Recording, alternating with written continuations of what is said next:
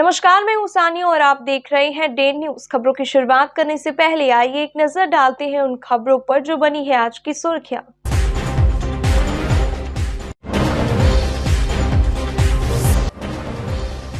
लूटपाट का विरोध करने पर मोबाइल दुकानदार को अपराधियों ने मार दी गोली। घटना से व्यवसायियों में भारी आक्रोश, पुलिस गश्ती पर उठाया सवाल।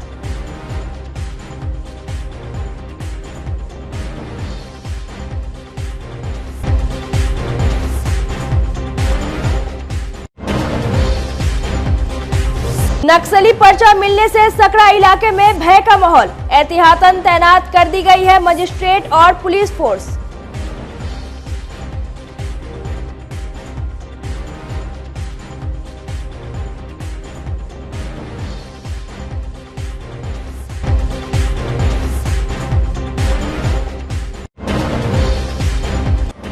और मुजफ्फरपुर के अस्पतालों में कट रही है दूसरे जिले में तैनात डॉक्टरों के नाम की पर्ची, स्वास्थ्य विभाग में मचा हड़कंप।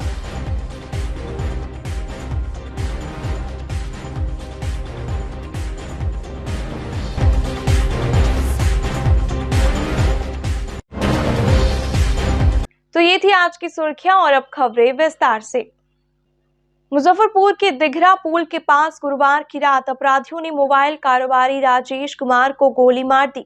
बदमाशों ने 3 राउंड फायरिंग की, इसमें एक गोली कारोबारी के पेट में लग गई। उन्होंने मोबाइल से पत्नी को गोली लगने की सूचना दी।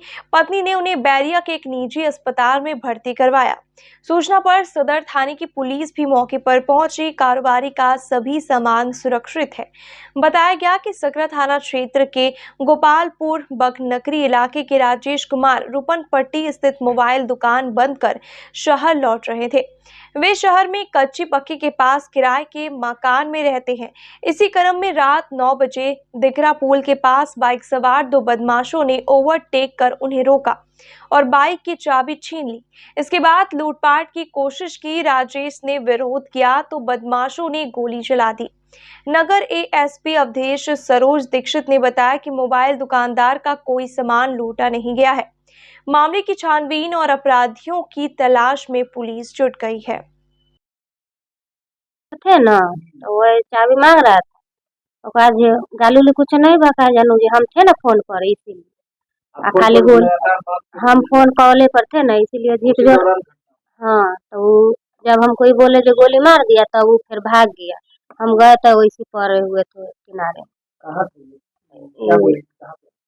दिघरा चौक अथी पर था, पुलवा के ये रूपनपट्टी चौक पर से। हाँ, दुकान डेरा पे आ रहे। हाँ, डेली आते थे ना, इसीलिए इतना हुआ है। मोबाइल राजेश कुमार। पैसा था लेकिन वैसी है। हाँ, कुछ नहीं लिया है, वही खाली बाइक के चाबी मांग रहा था। बाइक के चाबी नहीं दिए, इसीलिए गोली मार। बाइक छोड़ दिया कि बाइक नहीं था, सब चीज था, खाली गोली मार के भाग गया। फोन पर थे ना, इसीलिए ज्यादा कुछ नहीं किया। बाइक नहीं, अब वो सब पता नहीं। अभी शाम को सूचना मिला था कि दिघरा पुल के पास में एक व्यक्ति हैं जो सकरा में अपनी दुकान बंद करके वापस आ रहे थे, जिनका नाम राजेश शाह है। ये दिघरा पुल के पास में पहुंचे थे और कच्ची पक्की में इनका घर है, वहाँ पर ही वापस जा रहे थे। उसी क्रम में पीछे से 3 व्यक्ति जो इनका मनियारी क्षेत्र से पीछा कर रहा था, पीछा करके इनको ओवरटेक करके इनकी गाड़ी को रोका है। रोकने के बाद में इनसे लूटपाट करने की कोशिश की गई। जब इन्होंने उसका विरोध किया तो उसी क्रम में उसके द्वारा 2 गोलियां पहले जनरल चलाई गई, फिर इनके द्वारा और विरोध किया गया तो पेट में उसके द्वारा गोली मारी गई है। तो अभी उनका इलाज चल रहा है और माँ जानकी में अभी वो एडमिट है। लूट भी है क्या? नहीं, अभी तक जैसा उन लोगों से हमने उनका जो जख्मी है उनका हमने बयान लिया, तो उनका हिसाब से अभी कोई लूटपाट वो लोग नहीं कर पाए, लेकिन लूटपाट का जब इन्होंने विरोध किया उसी क्रम में उनको गोली लगी है। कहाँ के ये रहने वाले और क्या करते हैं? ये व्यवसायी हैं, दुकान इनकी है और रहने वाले सकरा के हैं। मुजफ्फरपुर के सकरा थाना क्षेत्र के जगदीशपुर बगनगरी में शुक्रवार की सुबह संदिग्ध नक्सली पर्चा देखे जाने के बाद इलाके में दहशत का माहौल कायम हो गया। हालांकि पर्चे पर किसी नक्सली संगठन का नाम नहीं है, सिर्फ लाल सलाम लिखा हुआ है। हाथ से लिखे पर्चे को पुलिस ने जब्त कर लिया है। नक्सली घटनाओं को लेकर चर्चित इस इलाके में संदिग्ध पर्चा मिलने के बाद सनसनी फैल गई है। एडिशनल एसपी सहारियार अख्तर ने बताया कि मामले की जांच की जा रही है। वहीं एसडीओ पूर्वी अमित कुमार ने बताया कि सुरक्षा के मद्देनजर इलाके में मजिस्ट्रेट के साथ पुलिस बल की तैनाती कर दी गई है। पर्चा फेंकने की बात आ रही है पूरे गांव। हाँ, आज सुबह जब हम सो के उठे हैं तो एक लाल कलम से लिखा हुआ पर्चा है, जिसमें एक समाज को, भूमिहार समाज को एक कहा गया है कि हम आप लोग सावधान हो जाइए, हम जन अदालत लगाकर कार्रवाई करेंगे। देखिए, समस्या ये है कि कुछ मुसहरी के जो मालिक के तत्व हैं, उनका इस टोला में आना जाना है और वो लोग चाहते हैं कि मेरे पंचायत को इसका अड्डा बना दें। हमारा पंचायत बहुत शांतिपूर्ण, सभी जाति सभी वर्ग के लोग आपस में मिलजुल के रहते थे और हमारा कोशिश है कि हम बाहरी तत्वों का जो आवागमन हो गया है उस पर लगाम लगा के और किसी तरह हम अपने समाज में किसी प्रकार के व्यवस्था को पनपने नहीं देंगे। हम सब लोग पूर्व में भी मिलजुल के रहते थे, आज भी मिलजुल के रहते हैं, आगे भी मिलजुल के रहेंगे। हमारे यहाँ न कोई जातिवाद है, न किसी तरह का अन्य कोई समस्या है। यहाँ पे दो पक्षों के बीच विवाद था, तो उसको लेकर के तनाव की स्थिति बनी हुई थी, तो दोनों पक्षों को बुला करके यहाँ बातचीत की गई है ताकि शांति बनी रहे। अच्छा, एक पर्ची फेंकने की बात आई थी, क्या ऐसा सामने आया है, लेकिन उसको लेकर के प्रशासन अलर्ट है, जो भी कार्रवाई होगी की जाएगी। और हम लोग यहाँ मजिस्ट्रेट दे रहे हैं जो 24 आवर मजिस्ट्रेट रहेगा, ताकि किसी भी तरह की अप्रिय घटना नहीं। रास्ता को लेकर सर बराबर यहाँ झंझट होती रहती है। रास्ता के बारे में बताया गया है कि पूर्व में भी यहाँ कोशिश की गई है, लेकिन रहती जमीन की वजह से नहीं हो पा रहा। तो हम देखते हैं, जो भी नियमानुसार प्रक्रिया होगी हम करेंगे। हम RWD एग्जीक्यूटिव से भी बात करेंगे और जैसा भी हो किया जाएगा। क्या कुछ मामला है? ये जगदीशपुर बखनगरी गांव है। यहाँ पे दो समुदाय के बीच रास्ते को लेके 2-3 दिनों से विवाद चल रहा था, उसमें आपसी मनमुटाव भी है। उसी मामले को सुनने के लिए, सारे पक्षों को जानने के लिए मैं और SDM पूर्वी, मतलब दोनों लोग के नेतृत्व में यहाँ पे बैठक की गई और बैठक में दोनों पक्षों के बातों को सुना गया। दोनों पक्षों ने आश्वासन दिया है कि आगे इस तरह का जो मनमुटाव है या आपस में जो द्वेष की भावना हल्की फुल्की कुछ लोगों के कारण हुई है, वो नहीं होगी। और प्रिकॉशनरी हम लोग भी यहाँ पे निगरानी रखे हुए हैं और यहाँ पे अब देखते हैं आगे क्या है। एक पर्चा फेंकने की बात भी सर सामने आई थी। पर्चा तो कोई भी फेंक सकता है, बड़ा इलाका है, कोई भी मोटरसाइकिल से जा रहा है, कोई भी फेंक सकता है। इससे थोड़ा मन में दोनों पक्षों में भ्रम की स्थिति उत्पन्न होती है और आरोप प्रत्यारोप दोनों एक दूसरे पे कुछ लोग ही लगा रहे हैं, बाकी 95% लोगों का तो दिल मिला ही हुआ है। 5 लोगों के % के कारण जो है इस तरह की समस्या उत्पन्न हो रही है, उसको भी हम लोग अलग तरीके से चिन्हित करके इसमें देखते हैं, कार्रवाई करेंगे। कोरोना के नए मामले अचानक बढ़ने के साथ इसके नए सब वेरिएंट JN1 ने भी सरकार से लेकर आम लोगों तक की चिंता बढ़ा दी है। भारत में कोरोना के नए सब वेरिएंट के मामले सामने आने के बाद राज्य सरकारों को सतर्क रहने को कहा गया है। देश में नए वेरिएंट की दस्तक के बाद बिहार में कोरोना का खतरा लगातार बढ़ता जा रहा है। पिछले कुछ दिनों से अलग अलग जिलों से कोरोना के मामले सामने आ रहे हैं। मुजफ्फरपुर में अब तक लगभग आधा दर्जन कोरोना संक्रमित मरीज मिल चुके हैं, जिसे लेकर DM प्रणव कुमार ने स्पेशल एडवाइजरी जारी करते हुए बताया कि कोरोना गाइडलाइन का सख्ती से पालन कराया जाएगा। कोरोना से घबराने की जरूरत नहीं है, इसकी टेस्टिंग बढ़ा दी गई है और सभी जरूरी दवा सरकारी अस्पतालों में उपलब्ध है।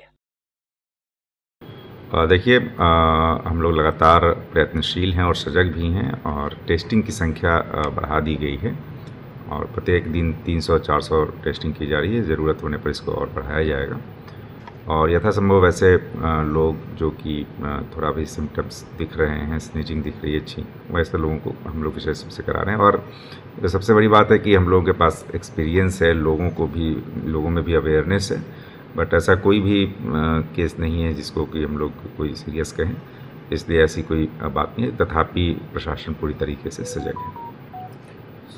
किट खत्म होने के कारण टेस्ट बाधित है पिछले 1 महीने से, और जो आरटीपीसीआर टेस्ट किया जा रहा है वो रिपोर्ट लेट से मिल रहा है। तो नहीं, बिल्कुल ऐसा नहीं है। लगातार मैंने बताया कि 300 से 400 टेस्ट प्रत्येक दिन किए जा रहे हैं, और इस टेस्ट को और बढ़ाने के लिए हम लोगों ने डायरेक्शन दिया है, और आज से उस संख्या में और बढ़ोतरी की जा रही है। एंटीजन जो किट है वो उसकी कमी है, वो अभी तक आई नहीं है। जी, जैसा मैंने बताया कि जिस तरह से जैसे केसेस आते हैं उसके हिसाब से, चूँकि ये 2-3 दिन 4 दिन से इस तरह की स्थितियाँ हैं, तो वैसी स्थिति में सारी चीज़ों पर विचार विमर्श करके मॉनिटरिंग करके इनको बढ़ाने का निर्देश दिया गया, और जो भी किट की आवश्यकता है उसकी प्रतिपूर्ति की जा रही है। शुक्रवार को मुजफ्फरपुर के स्पीकर चौक स्थित पूर्व मंत्री सुरेश शर्मा के कार्यालय में आयोजित सम्मान समारोह में उपस्थित लोगों ने शहर के मूलभूत समस्याओं से निजात दिलाने के मार्ग पर मंथन किया। जाम की समस्या, जल जमाव से मुक्ति, बढ़ते प्रदूषण और स्वच्छता अभियान पर मंथन और बढ़ते अपराध पर कैसे नियंत्रण हो, इस बात पर जागरूकता फैलाने की कोशिश पर विचार हुआ। पूर्व मंत्री सुरेश शर्मा ने अपने कार्यकाल के दौरान कराए गए सड़कों की चौड़ीकरण और जल जमाव को लेकर बनाए गए सीवरेज प्लान की जानकारी दी, और बताया गया कि वर्तमान में नगर निगम की ओर से स्मार्ट सिटी अभियान के दौरान जिस तरह से सीवरेज बनाए जा रहे हैं वह तर्क संगत और प्रांकलन के अनुरूप नहीं है। इस दौरान पत्रकारों ने भी शहर के बेहतरी के लिए अपनी राय व्यक्त की। मौके पर पीएन सिंह आजाद, रघुनंदन प्रसाद सिंह और हरे राम मिश्रा भी उपस्थित रहे। पत्रकारिता से जुड़े हुए हमारे पत्रकार भाइयों बहनों नौजवान दोस्तों को हमने आज अपने अटल सभागार में उनके स्वागतार्थ उनको हमने निमंत्रण दिया था, और मुझे बहुत प्रसन्नता है कि सभी लोग यहाँ पहुँचे हैं, और ये उनसे ही हमने ये आग्रह किया है कि शहर को अच्छा बनाने के लिए 5 मूलभूत समस्या है, जैसे छिन्नई की समस्या, जल जमाव की समस्या, आवागमन की समस्या, स्वच्छता अभियान की समस्या और पर्यावरण की समस्या। इन पर विभिन्न पत्रकारों ने अपनी बात को रखा है। मैं सभी पत्रकार बंधुओं से आग्रह कर रहा हूं कि आप सामाजिक व्यक्ति भी हैं, पत्रकार भी हैं और शहर के रहने वाले भी हैं, हम लोग जनप्रतिनिधि भी रहे हैं, लेकिन आप चौथे स्तंभ हैं। आप इस बात को प्रचार कीजिए कि शहर में प्रशासन और सामाजिक कार्यकर्ता और सभी भाई बहन मिलकर के शहर को इस 5 पर्यावरण समस्या जिससे हम जूझ रहे हैं, आवागमन की समस्या जिससे हम जूझ रहे हैं, छिन्नई की समस्या जिससे हम जूझ रहे हैं, ऐसी समस्या का निदान आपके लिखने पढ़ने और आपके पत्राचार से, आपके मीडिया से प्रसारित करने से होगा, और यह शहर सुंदर बनेगा तो इसका लाभ सभी लोगों को मिलेगा। दूसरे जगह के भी लोग आएंगे, इस स्मार्ट सिटी में आकर के आपको आशीर्वाद देंगे। इस नए साल में इस नई कल्पना जो मूलभूत कल्पना है सुधार की, इस पर आप सभी भाइयों को हमने आमंत्रित किया, आपका सम्मान किया, आपका स्वागत किया, और आपका काम है कि इस बात को मीडिया के द्वारा प्रचारित कर करके इस शहर को सुंदर बनाने में, स्वाभिमानी शहर, सुंदर शहर बनाने में आपकी भूमिका उज्जवल रहे, आगे बढ़े और जिससे शहर सुंदर बने। धन्यवाद। मुजफ्फरपुर के चतुर्भुज स्थान मंदिर से स्थानीय एक युवक ने श्री राम जन्मभूमि अयोध्या धाम के लिए पदयात्रा आरंभ की है। पहले भी वे माता वैष्णो देवी मंदिर तक पदयात्रा की है। उद्देश्य है सनातन धर्म की जागृति लाना और लोगों के बीच हिंदुत्व का पहचान को बढ़ाना। राम मंदिर का उद्घाटन 22 जनवरी को होना है। मुजफ्फरपुर के बबलू भाई वहां जाएंगे और बिहार के प्रतिनिधि के रूप में मंदिर में शामिल होंगे। स्थानीय लोगों ने उन्हें शुभकामनाएं दी। मौके पर उपस्थित महंत नवलगिरी आचार्य अमित झा, साकेत शुभम ठाकुर ने उन्हें चतुर्भुज स्थान मंदिर पर चढ़ा हुआ नारियल, चुनरी और कलश दिया। मेयर निर्मला साहू, शिव शंकर साहू, पूर्व डिप्टी मेयर विवेक कुमार, पारितोष सिंह, अमर बालाजी, प्रभात ठाकुर, चंद्र प्रकाश गुप्ता, आकाश चौधरी, संजय रजक सहित कई अन्य मोहल्लेवासी भी मौजूद रहे।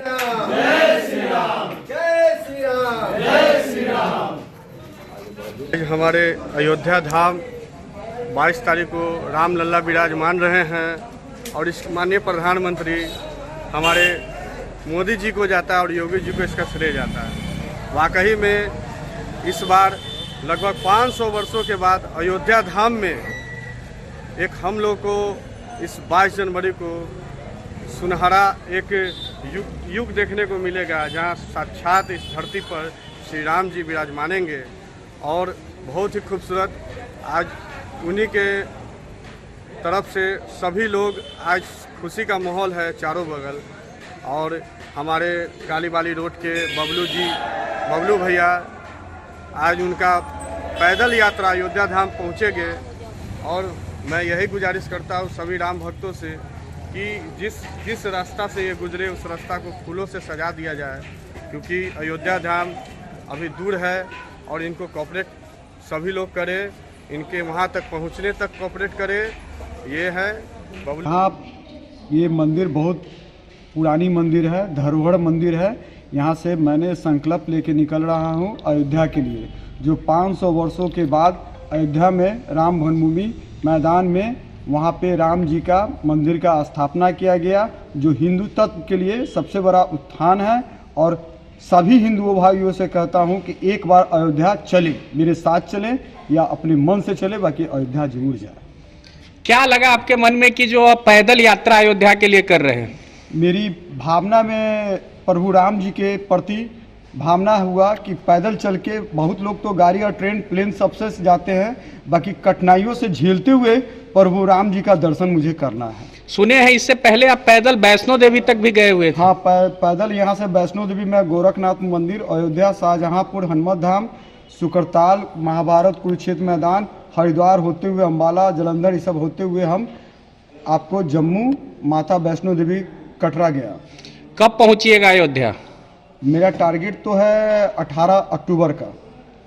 तो ये जो पूजा मोदी जी करेंगे वहाँ, जो राम जन्मभूमि मंदिर जो बन रहा है उसका पूजा करेंगे, उसमें सम्मिलित भी होना है आपको कि उसको कोशिश करेंगे।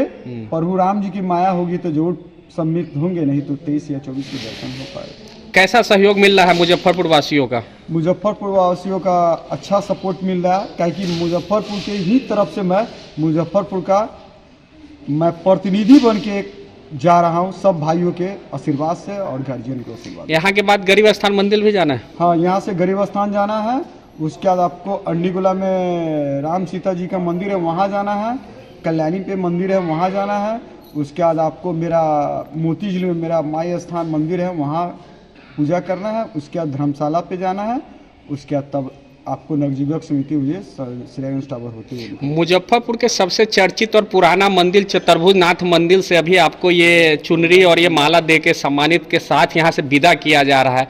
कैसे इस मंदिर को जानते हैं और कितना इस मंदिर की विशेषता है, इसके बारे में कह दीजिए। ये बहुत पुरानी मंदिर है, ये मैं लगभग मेरी जो उम्र है वह मैं लगभग 35 वर्ष से इस मंदिर को इसी गली से इसी द्वार से जा रहा हूँ। भाई कुछ लोगों ने यहाँ के इस मंदिर पे ध्यान नहीं दिया, इसीलिए मुझे मनसा हुई कि नहीं, पहला ये बिहार का सबसे पुराना मंदिर है, मुजफ्फरपुर का नहीं है, ये बिहार का पहले पुराना मंदिर है। इसको मेरी आर्थिक इच्छा हुई, मन से इच्छा हुआ कि मैं यहीं से संकल्प लेके निकलूं कि इस मंदिर का आने वाला भविष्य बहुत ही उज्जवल हो, सारे हिंदुओं भाई इसका तीर्थ स्थल बनाएं, और इसकी मांग मैं बिहार सरकार से भी करूंगा। दूसरे जिलों में पदस्थापित डॉक्टरों के नाम की पर्ची मुजफ्फरपुर के अस्पतालों में काटी जा रही है। सदर अस्पताल सहित कई प्रखंडों के पीएससी और एपीएससी के ओपीडी में वैसे डॉक्टरों के नाम से पर्ची काटकर इलाज दिखाया जा रहा है, जो यहां इस जिले में पदस्थापित ही नहीं है। मामला उजागर होने के बाद स्वास्थ्य विभाग में हड़कंप मच गया है। मामला स्वास्थ्य सचिव के संज्ञान में आने के बाद जांच का आदेश दे दिया गया है। इसके लिए सिविल सर्जन ने जांच टीम भी गठित कर दी है। पूरे मामले पर सिविल सर्जन डॉक्टर ज्ञान शंकर ने बताया कि जांच रिपोर्ट के आधार पर आगे कार्रवाई होगी, जो भी दोषी पाए जाएंगे उनके खिलाफ कार्रवाई होगी। कुछ मामला नज़र में आया है, हम लोगों के संज्ञान में आया है, तो उस पर हम लोग कार्रवाई कर रहे हैं। प्रभारी से हम लोग उस पर ब्यौरा ले रहे हैं। जो भी इसमें दोषी हैं उन पर कार्रवाई की जाएगी। इसलिए आप लोग इसके लिए निश्चिंत रहिए कि हम लोग उस पर कार्रवाई कर रहे हैं। कितने मामला संज्ञान में आया है। कितने डॉक्टर हैं जो कितने डॉक्टर हैं ये कुछ अंदाज तो अभी नहीं क्लियर है, लेकिन हम लोग पता कर रहे हैं। अपने ढंग से पता करके जो भी होगा उस पर हम लोग कार्रवाई करेंगे। 22 जनवरी को अयोध्या में श्री राम लला का प्राण प्रतिष्ठा होना है। इसे लेकर विश्व हिंदू परिषद और भाजपा की तरफ से कई कार्यक्रम आयोजित किए जा रहे हैं। इस पर डिप्टी सीएम तेजस्वी यादव ने देश में मंदिर से ज्यादा अस्पतालों की जरूरत होने की बात कह दी है। तेजस्वी यादव ने कहा है कि जब कोई बीमार पड़ेगा तो वह कहां जाएगा, अस्पताल या राम मंदिर। डिप्टी सीएम ने इस बयान पर भाजपा नेताओं ने कड़ी प्रतिक्रिया देते हुए कहा कि उनका यह बयान केवल वोटों के लिए ध्रुवीकरण को लेकर दिया गया है। उनका पूरा गठबंधन केवल हिंदुओं पर कटाक्ष और गाली गलौज कर मुसलमानों का वोट हासिल करने में लगा रहता है। इसका परिणाम उन्हें आने वाले समय में भुगतना पड़ेगा। तेजस्वी यादव और उनकी पार्टी का ये वोट का दुर्विकरण करने का, हमेशा हिंदुओं का अपमान करके और वोट को दुर्विकरण करना चाहते हैं। मुसलमानों को वोट लेने के लिए वो हिंदुओं को किसी भी हद तक गाली देने के लिए लोग जा सकता है। और जैसे जिस तरह से मंदिरों पर बोलते हैं और इनके पार्टी और इनको हिम्मत है कि हज यात्रा पर कुछ बोल दे, मस्जिद पर कुछ बोल दे, ये बोल नहीं सकते हैं। और मंदिर पर बोल के ये भारत के जो सनातन धर्म है उसका लगातार ये और इनके पार्टी के सारे लोग और इनके गठबंधन के जो इंडी गठबंधन के लोग हैं, तमाम लोग जो है कि सनातन धर्म को गाली देने का काम करते हैं। तो इसका आने वाला दिनों में निश्चित रूप से सनातन धर्म का जो लोग है, इस देश का लोग है, जिसमें राम पर लोगों को विश्वास है, और राम आज के नहीं है, राम इस देश के हर संस्कृति में है, हर रग रग में राम है, हर चीज़ में राम बसे हुए हैं। और वैसे मंदिरों का, राम का अपमान करके और जो वोट का दुर्विकरण करके और चाह रहे हैं कि हम बिहार में कुछ अपना स्थान बना लें, तो ये होने वाला नहीं है। और जिनके लिए ये कहते हैं वो भी आने वाले दिन में इनका नहीं होने वाला है, वो भी राम के साथ इस देश में। तेजस्वी यादव जी बिहार के स्वास्थ्य मंत्री हैं। पहले अगर वो अस्पताल की बात करते हैं तो मैं मुजफ्फरपुर से ही शुरू करना चाहता हूँ। सदर अस्पताल में एंटीजन किट है क्या? जो प्रसूति आती है उनको बेड मिलता है क्या? दवा मिल रहा है क्या? स्वास्थ्य सेवा पर बिहार में पूरी तरह से फेल है। और राजद के लोगों ने तो ब्रांडिंग कर रखा है कि सनातन धर्म का अपमान कैसे हो। कभी इनके विधायक फतेह बहादुर माता शारदे पे टिप्पणी करते हैं, कभी कोई विधायक इनके रामचरितमानस पे टिप्पणी करते हैं। आज तेजस्वी जी वोट लेने के समय यदुवंशी हो जाते हैं और जब देखते हैं कि बिहार में और भारत में खासकर राम मंदिर 500 वर्षों के बाद बन रहा है तो उनके पेट में दर्द हो रहा है। वो तो तुष्टीकरण की राजनीति में असफल हो जाएंगे। अब तो हम लोग हैं कि हम लोग संतुष्टिकरण में विश्वास रखते हैं और कैसे एक समाज का वोट पोलराइज किया जाए, इसके लिए वो मंदिर पे और सनातन धर्म के देवी देवताओं पे हमेशा टिप्पणी आरजेडी के लोग करते रहते हैं। तेजस्वी यादव का कहना है कि बीजेपी जो अपना वोट बैंक बना रही है राम मंदिर के नाम पे। देखिए, राम मंदिर वोट का विषय नहीं है, राम मंदिर हमारे आस्था का विषय है। 500 वर्षों के इंतजार के बाद पूरे विश्व के सनातनियों को और हिंदू को यह खुशी है कि राम हमारे राम लला आ रहे हैं। और जितने इंडी गठबंधन के लोग हैं, इनको न्योता नहीं मिलता है तो पेट में दर्द हो रहा है कि न्योता नहीं मिल रहा है। और मंदिर बनाने के समय थी और जब कोर्ट में बहस की बात थी तो उस समय यह लोग चाह रहे थे कि वहाँ मंदिर नहीं बने। और आज जब मंदिर बन रहा है तो किसी एक धर्म का वहाँ विकास नहीं होगा, वहाँ सभी धर्मों के लोग वहाँ व्यवसाय कर सकेंगे। आज सभी वहाँ जो आप देखिए, वहाँ जो पुजारी की जो नियुक्ति हुई है आज अयोध्या मंदिर में, आज राम मंदिर में, वहाँ अनुसूचित जाति मोर्चा के भी पुजारी हैं, वहाँ ओबीसी मोर्चा के भी पुजारी हैं और सभी धर्मों के लोग वहाँ व्यापार कर सकते हैं, व्यवसाय कर सकते हैं। तो राम मंदिर हमारे आस्था का विषय है। मुजफ्फरपुर के अखाड़ा घाट रोड निवासी ध्रुव कुमार पांडे ने बंधन बैंक के पानी टंकी चौक शाखा से 5 लाख का लोन लिया था। कई साल जब किस्त नहीं भरे गए तो बैंक ने दबाव बनाना शुरू कर दिया। अब बैंक एक मुश्त पैसे वापस करने के लिए कह रही है। शुक्रवार को ध्रुव कुमार पांडे ने बंधन बैंक के शाखा प्रबंधक और महाप्रबंधक पर ही सीजीएम कोर्ट में मुकदमा दायर कर दिया। उन्होंने बताया कि बंधन बैंक से 5 लाख रुपए का ऋण लेकर अपनी न्यू कृष्णा होजियरी नामक दुकान चला रहे थे। कोरोना काल में आर्थिक तंगी के कारण उनका दुकान डूब गया, जिससे वह बैंक के ऋण का किस्त समय पर जमा नहीं कर पाए। जब इसके लिए वे शाखा प्रबंधक से मिलने गए तो शाखा प्रबंधक ने उन्हें बेइज्जत करके निकाल दिया। उनके अधिवक्ता अमित कुमार ने बताया कि परिवादी ऋण चुकाने के लिए तैयार है, लेकिन वह किस्त की मांग कर रहे हैं, जबकि बैंक किस्त के नाम पर तैयार नहीं है। वह एक साथ पूरा रकम चाह रही है, इसलिए कोर्ट में मामला दर्ज कराया है। कोर्ट ने मामला स्वीकार करते हुए इसकी सुनवाई की अगली तिथि 15 जनवरी 2024 निर्धारित की है। हम लोन लिए हुए थे बंधन बैंक से, ठीक है। कोरोना काल में मेरा अर्थव्यवस्था टूट गया, मेरा दुकान दौड़ी सब चौपट हो गया। वो हमको एगो चिट्ठी उठी आया हम गए हुए थे इसको समझने के लिए, लेकिन वो लोग का मतलब ये सब चीज़ में एग्री नहीं है। और मेरा कहना है कि हम फिर से अपना उठें तो वो लोग को जो है हमको किस्त बांध दे और हम थोड़ा थोड़ा करके जो है से चिट्ठी में वो मतलब एथी टाइप का कोई केस वगैरह यही सब टाइप का था, धमकी आना टाइप का था। कितना लोन लिए हुए थे? हम 5 लाख रुपया लिए हुए थे। किस बैंक से? बंधन बैंक से। कहाँ? ये हो गया आपको पानी टंकी चौक जिला स्कूल के पास। फिर जाके समझे हैं कि क्या किसी का चिट्ठी है किसी हाँ, वो लोन वगैरह का है। वो बैंक गए थे जी। क्या बताया? तो वहाँ मतलब कि हमको लोग दूधकार दिया, मतलब कि जाओ वैसे नहीं होता है, एक ही बार पूरा पैसा मतलब कि समझौता करना है तो जमा है, इसका मतलब कोई निधान नहीं निकलेगा। तो वही मतलब कि हम यहाँ मतलब व्यापार किए थे, लोन लेते हैं जी, रेडीमेड का कपड़े का। डूब गया वो? जी मेरा डूब गया सर। कोरोना काल में जो है ना, जो मतलब कि जहाँ तहाँ पैसा मेरा सारा ख़त्म हो गया, कहीं से रिटर्निंग मिला नहीं। हम लोने वगैरह से ही करते थे, मेरा सारा पैसा जो है से बर्बाद हो गया। मेरा दुकान दौड़ी। लोन नहीं देना पड़े? जी नहीं, हम देंगे, लेकिन हमको एक किस्त बांध दिया जाए, हमको सहूलियत दिया जाए, टाइम दिया जाए, हम उस चीज़ को किस्त के हिसाब से थोड़ा थोड़ा करके चुकाएंगे। केस किस लिए किया? जी केस किस लिए? केस किए हैं कि हमको जो है से टाइम दिया जाए सर, हमको वक्त दिया जाए और हम फिर से अपना व्यापार को शुरू करेंगे। घटना बताइए ना, क्या कुछ मामला? घटना क्या हुआ आपके साथ? वहाँ बैंक में गए तो क्या जैसे बैंक में गए ना, तो बैंक में हमारा कोई सुनवाई नहीं हुआ, इस पर कोई समझौता नहीं हुआ और हमको एक मरतबे भी मतलब कि लोन सधाने के लिए जबरन किया गया। आज केस किया है? जी भी किया गया? जी। मामला ये है कि हमारे क्लाइंट हैं ध्रुव कुमार पांडे, ये अखाड़ा घाट में कृष्णा होजियरी करके एक संस्था अपना है सो दुकान चलाते थे होजियरी का। उसमें इन्होंने बंधन बैंक से 5 लाख रुपया लोन ले लिया था कोरोना काल से पूर्व। कोरोना काल आने पर इनका जो है सो व्यवसाय खराब हो गया और गड़बड़ाने लगा और नुकसान में चला गया। इन्होंने कुछ किस्त बीच में जमा भी किया था।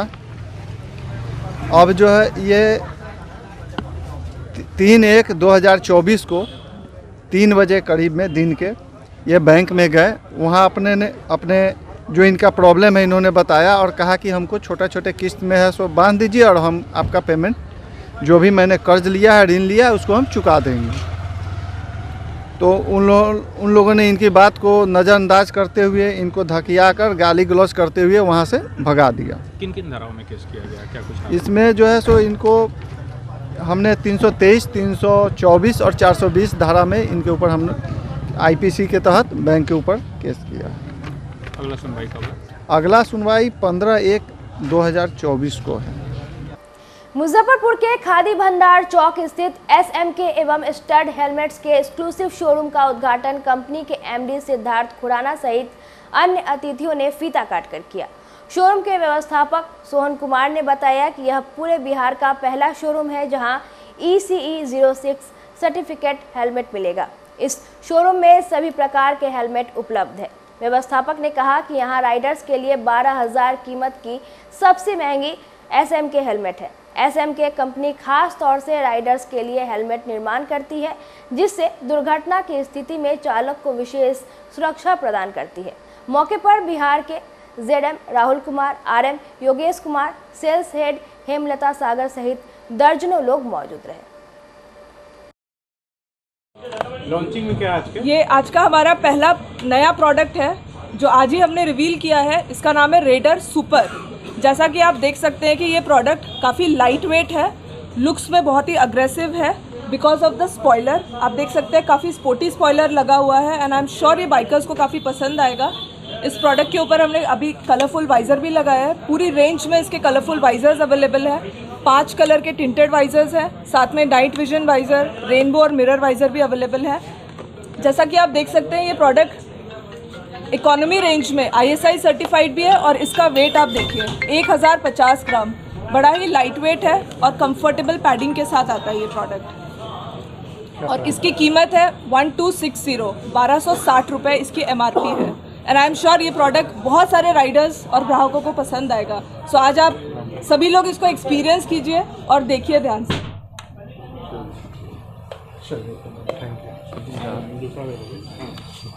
और ये है आज का हमारा दूसरा एक्सक्लूसिव लॉन्च। ये स्टड्स जो हमारी ब्रांड है उसकी रेंज में सबसे मैक्सिमम MRP का प्रोडक्ट है और इसको हम कहते हैं ड्रिफ्टर। ये जो आज हम ग्राफिक लॉन्च कर रहे हैं इसका नाम है ड्रिफ्टर फाइकर, जैसा कि आप देख सकते हैं यहाँ पे लिखा हुआ है। इसकी पैडिंग बड़ी ही कंफर्टेबल है और इसका वेट है 1450 ग्राम। ये आता है डुअल वाइज़र के साथ में। आप देख सकते हैं इसमें अंदर में सन वाइज़र भी है, जिसको हम साइड में एक लीवर यहाँ पे दी गई है और आप इससे ऑपरेट कर सकते हैं। ये हमने 9 कलर्स में लॉन्च किया है। जैसा कि आप देख सकते हैं इसमें एक स्पॉइलर भी आता है, बड़ा ही स्पोर्टी और खूबसूरत सा स्पॉइलर लगा हुआ है जो आपकी राइड को बड़ा ही शानदार और आपके लुक को भी बहुत ही प्रीमियम बनाएगा। सो प्लीज़ इसको भी आप एक्सपीरियंस कीजिए। Thank you. कीमत क्या है? इसका कीमत है 2550 रुपये MRP। ये जी बताया आज क्या कुछ कहेंगे? आज के दिन बहुत ही खुशी की बात है कि हम लोग स्टड्स एंड SMK का एक्सक्लूसिव ब्रांड आउटलेट स्टार्ट कर रहे हैं और ये हमारा दूसरा ब्रांच है जो एक्सक्लूसिव के रूप में कंपनी के द्वारा दिया गया है। और उम्मीद करते हैं कि सभी राइडर लोगों को यहाँ का क्वालिटी मॉडल पसंद आएंगे। हमारे जो SMK प्रोडक्ट हैं वो राइडर ग्रुप के लिए या सेफ्टी के पॉइंट से बहुत ही बेहतर हैं और हम उम्मीद करेंगे कि सभी को पसंद आना चाहिए। प्रोडक्ट्स के बारे में कुछ जानकारी दीजिए दर्शकों को। हमारे स्टार्स प्रोडक्ट तो इकोनॉमी और बेस्ट सेफ्टी के हिसाब से बहुत बढ़िया हैं। जो किसी के इसके क्वालिटी के बारे में बहुत बताने की ज़रूरत नहीं है, हमारे सभी ग्राहक जो हैं इसको जानते हैं। SMK प्रोडक्ट जो है अभी एक्सपोर्ट में हो रहा था पहले, जो अभी हमारे बिहार में या इंडिया में अब मार्केट में आने लगा है। मुजफ्फरपुर का एक्सक्लूसिव शोरूम है? जी जी, मुजफ्फरपुर अभी बिहार में पहला एक्सक्लूसिव। कहाँ पर है लोकेशन इसका? खादी भंडार चौक के पास। आप किनके द्वारा फीता काटा गया है? Managing director mister Siddharth Khurana sir. आज आई थिंक बिहार में हमारा पहला EBO है, तो बहुत खुशी का मौका है हमारे लिए एंड आई होप बहुत सारे EBO और भी फ्यूचर में आएंगे बिहार में। ये तो शुरुआत है बट आगे आने वाले टाइम में और सिटीज़ में भी आएगा एंड ऐसी भेंट बिहार के सारे शहरों को देनी है हमें। प्रोडक्ट के बारे में क्या कुछ कहेंगे? प्रोडक्ट यहाँ पर हमारी पूरी रेंज डिस्प्लेड है, दोनों ब्रांड्स SMK भी और स्टड्स भी, और कुछ नए प्रोडक्ट्स भी लॉन्च हो रहे हैं। आज भी हम कुछ लॉन्च कर रहे हैं। तो जैसे जैसे मोटरसाइकिल मार्केट इतनी डायनेमिक है, चेंज हो रही है, साथ में हेलमेट मार्केट भी चेंज हो रही है। आने वाले टाइम में इस साल में हम 4 नए प्रोडक्ट्स लॉन्च करेंगे। उद्यान विभाग द्वारा संचालित कृषि पहल योजना से जुड़कर मुजफ्फरपुर के बोचहां प्रखंड की महिलाएं ऑर्गेनिक खेती से लेकर मिलेट्स के खाद्य पदार्थ तैयार कर मोटे अनाज का सेवन करने के प्रति लोगों को जागरूक कर रही है। इनके बताए उत्पाद स्वाद और इम्यूनिटी से भरपूर होता है। रागी, मरुआ, तीसी, बाजरा, जौ और मकई के लड्डू का सेवन कर लोग अपनी रोग प्रतिरोधक क्षमता बढ़ा रहे हैं। इस काम से जुड़कर 50 महिलाओं को रोजगार और आर्थिक संबल भी मिल रहा है। ट्रेनर आयुष और कुशल ने बताया कि इन लड्डू में जहां पोषक तत्व अधिक होते हैं, वहीं प्रोटीन और फाइबर भी अधिक पाया जाता है। यह कोलेस्ट्रॉल कंट्रोल में भी अहम भूमिका निभाता है। मोटे अनाज को भूल चावल और गेहूं खाकर लोग मधुमेह के शिकार हो रहे हैं। लोगों को वापस मोटे अनाज की ओर लाने और ग्रामीण क्षेत्र में रोजगार उपलब्ध कराने को लेकर कृषि पहल योजना काफ़ी कारगर साबित हो रहा है। जब हम अपने कृषि क्षेत्र में कार्य कर रहे थे तो 2023 इंटरनेशनल मिलेट्स ईयर मनाया जा रहा था, तो उस समय हमें ये लगा कि प्रधानमंत्री का जो प्रधानमंत्री का जो इंटरनेशनल मिलेट्स ईयर का जो उन्होंने यूएन से जो करवाया, तो फिर हमने सोचा कि हम भी इसमें आगे बढ़ें। और ये जो है न्यूट्रिशनल फूड है और सुपर फूड के तरह इसको लिया जाता है। और मिलेट्स की बात करें तो ये 3 क्षेत्र में लोगों को फ़ायदा देगा। किसानों को इसमें ये फ़ायदा होगा कि यहाँ पे इसको उगाने के लिए ज़्यादा न्यूट्रिशन की ज़रूरत नहीं पड़ती है, तो खाद पे जो देश का जो है वो आत्मनिर्भर बन सकता है।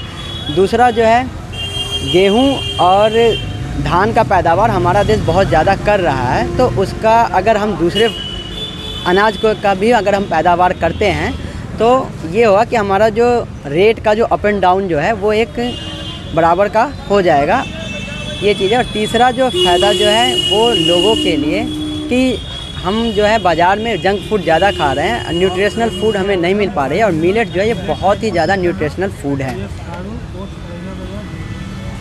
मॉडर्न से हम लोग धीरे धीरे दूर हो रहे हैं, तो उनको कैसे इसकी तरफ जोड़िएगा? इसमें सरकार भी पहल कर रही है और हम किसान को भी पहल करना पड़ेगा, और हम एक आम पब्लिक को भी देखना पड़ेगा कि जब भी हम कोई भी चीज़ खा रहे हैं तो उसमें हम देखेंगे न्यूट्रिशन क्या है।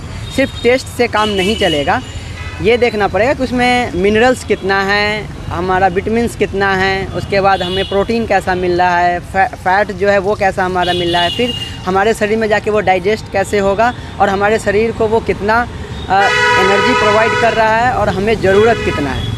तो इन सारे चीज़ों को हमें आम लोगों को भी देखना पड़ेगा। इससे क्या होगा, हमारे खुद के लिए भी बेनिफिट्स है, हमारे हेल्थ के लिए, और किसानों के लिए भी एक गेहूं और धान के अलावा एक अन्य विकल्प भी उनको उपज करने के लिए बेहतर विकल्प मिल जाएगा। सर, इसमें हम लोग जो है सो महिलाओं से तैयार करवाते हैं। इसमें जो मिलेट्स है उसमें हम लोग रागी बाजरा यूज़ कर रहे हैं, और रागी का लड्डू बनता है। उसमें आटा को पहले हम लोग अच्छे से बाजरा और रागी को अच्छे से हम लोग पहले साफ़ करवा के अच्छे से सॉर्ट करवा के हटवा के महिलाओं से फिर हम इसको पिसवाते हैं।